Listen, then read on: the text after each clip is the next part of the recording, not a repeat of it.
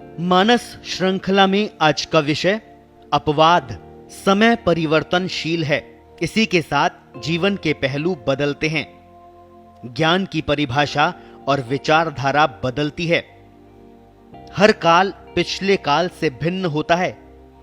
सृष्टि का विकास क्रम ही ये भिन्नता पैदा करता है। इसीलिए अगली पीढ़ी का व्यक्ति पिछली पीढ़ी से सोच विचार की भिन्नता रखता है। भिन्न मत या विचारधारा रखना अलग बात है, किंतु अपवाद होना एक अलग बात। कहते हैं कि काम कुछ भी करो, श्रेष्ठता रूप इकाई वाले बनकर निकलो। यश तो सदा विशिष्ट पुरुष का ही फैलता है, चाहे राम हो चाहे रावण हो। रावण असुर था, असुरों का राजा था, परम शक्तिशाली भी था। उसने तप में देवताओं को भी पीछे छोड़ दिया था। उसी के कारण तो राम का महत्व बढ़ा। रावण के पहले राम ने न जाने कितने बड़े बड़े राक्षस मारे होंगे, किंतु राम को रावण के परिप्रेक्ष्य में ही याद किया जाता है। अनेक लोग चोरी करते हैं, पकड़े जाते हैं। किसको याद है किसी चोर का नाम? लेकिन डाकू बनते ही उसका नाम सबको याद हो जाता है। वह भी यदि गरीबों की सहायता करने वाला हो तो मान लो कि अमर हो गया। इसका सरल अर्थ यही है कि जमाना केवल विशिष्ट को ही याद रखता है, साधारण को नहीं। इतिहास भी अपवाद का ही लिखा जाता है। माई अहेडो पूत जणै जेडो वीर प्रताप, अकबर सूतो ओळखे जू सिराणे सांप।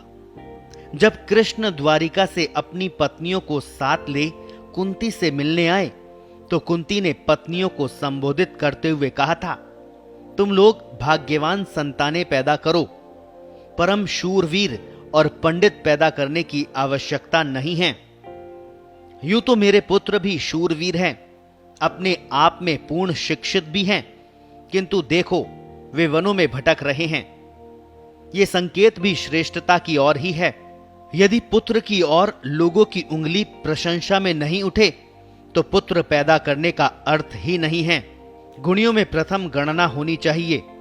कृष्ण ने गीता में कहा है कि जिस धर्म में भी लगे हो वही अपना शीर्षस्थ स्थान बनाओ। वृद्धावस्था में तो शक्तिहीन होने से सभी शांत हो जाते हैं। जो चढ़ती उम्र में स्वयं पर नियंत्रण करता है उसी का महत्व है। आचार है प्रथमो धर्मे, धर्म के 10 लक्षण क्षमा, मार्दव, आर्जव, सत्य, शौच, संयम, तप, त्याग, आकिंचन्य और ब्रह्मचर्य भी आचरण पर ही आधारित है। भारत की प्राचीन शिक्षा पद्धति में शौच का प्रमुख स्थान था। ब्रह्मचर्य की प्रधानता थी। ब्रह्म अर्थात वेदानुसार, चर्या का अर्थ है आचरण। शिक्षा से ब्रह्मचर्य का भ्रमण किया जाता है। जीवन के मूल में ब्रह्म तत्व है, इसका ही भ्रमण अर्थात विकास होता है। उसकी रक्षा करना आवश्यक है। सृष्टि नियमों के अनुसार सुर और असुर दोनों हमारे भीतर भाव रूप में हैं। जिसका भी वर्चस्व बढ़ेगा उधर ही विशिष्ट भाव बन जाएगा। आसुरी और दैविक भाव में समानता बनाए रखना साम्यवाद है। अपवाद ही अद्वैत को प्रतिष्ठित करता है। अपवाद बनने का एक मार्ग है स्वाध्याय, मूल चिंतन, मूल का चिंतन। हम इसके विपरीत भाव में जीते हैं। मूल से हमारा कोई नाता ही नहीं होता। अपने बारे में भी हम नहीं जानते, कोई दूसरा बताता है तब पता चलता है। हमारे चिंतन का आधार मात्र मूल सूचनाएं नहीं होती। माता पिता ने जो हमें सिखा दिया वही हमारे मानस पर आधार रूप रहता है। वैसा ही हमारा धर्म और वैसे ही हमारे देवता होते हैं। सब कुछ बटोरा हुआ। जब हमारा मूल ही नहीं तो अपवाद कैसे बनेंगे? इसी कारण हमारा व्यवहार स्वयं में क्रियात्मक न होकर दूसरों के ज्ञान के अनुरूप प्रतिक्रियात्मक होता है। इसी से द्वंद्व पैदा होता है। हमारी मूल प्रकृति दबी रह जाती है। अन्य आवरण पूरी उम्र हमें घेरे रहते हैं। अपना धर्म मानकर किया गया कार्य ही क्रियात्मक कहलाता है। किसी के प्रति राग द्वेष से प्रेरित होकर किया गया कार्य प्रतिक्रियात्मक होता है। राग द्वेष ही तो द्वंद्व पैदा करते हैं। यही हमारे विकास के मूल अवरोधक बनते हैं, हमारा संतुलन बिगाड़ते हैं। क्रियात्मक व्यवहार जिसमें ज्ञान जुड़ा है, संवेदनशीलता है, स्वचेतना है, लक्ष्य है, वही नए मार्ग का निर्माण कर सकता है। अपवाद बनने के लिए आवश्यक है स्वाध्याय, स्वयं का पढ़ना, अपने मार्ग का स्वयं निर्माण करना, लीक से हटना। इसके बिना अपवाद नहीं बना जा सकता। हमें कोई कुछ भी सलाह दे, उसका महत्व सलाह तक ही रहना चाहिए। हर किसी की सलाह आपका निर्णय नहीं हो सकती। आज के युग में तो डॉक्टर, वकील, लेखाकार आदि न जाने कितने सलाहकार दिखाई पड़ते हैं, किंतु वे केवल सलाह तक ही सीमित रहें। निर्णय उनका नहीं हो सकता।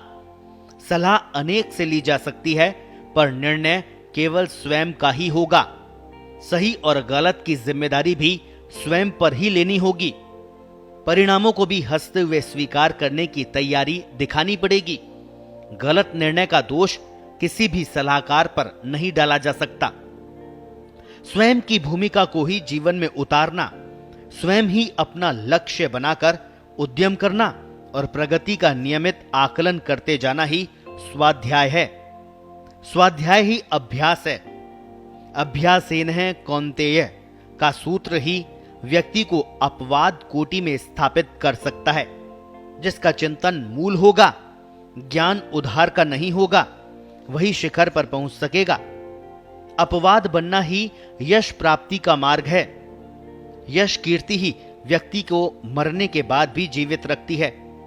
लोग न केवल उसकी चर्चा करते हैं, अपितु उसका अनुसरण करने का प्रयास भी करते हैं। अपवाद ही नेतृत्व है, अपवाद ही देव कोटि है, ब्रह्म तत्व की प्रतिष्ठा है।